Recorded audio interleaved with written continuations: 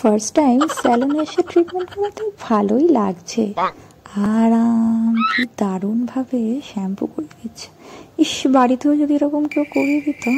এইবার পাক্কা ভূত লাগছে। পেছন থেকে উঠে এসে মা দেখেও মনে হয় ভয় পেয়ে গেল।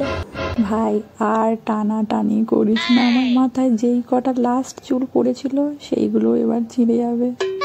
কি কুক্ষণে এসছিলাম।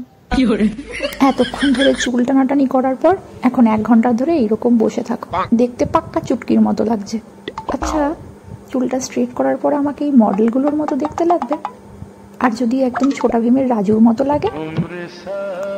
3 ঘন্টা ধরে আমি এখানে চুল স্ট্রেট করাতে এসেছি, আর এর মধ্যে 4 বার শুধু আমাকে এই বেসিনে নিয়ে এসছে। এই ঘাড় গেল।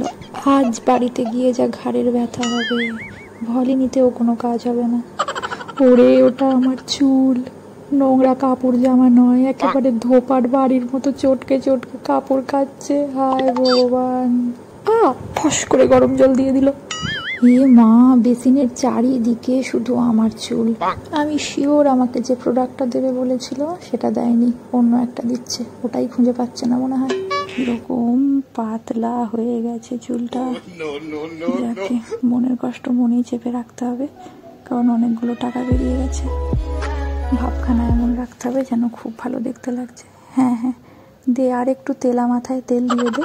ওরে, তুই আমার চুল নিয়ে যতই সামনে পেছনে ঘুরিয়ে নাড়িয়ে যাই কর না কেন, মাথায় আমার চুলই নেই। এইবার একদম পাক্কা পেত্তি লাগছে। হায়, আমার টাকাও গেল, সাথে চুলও গেল।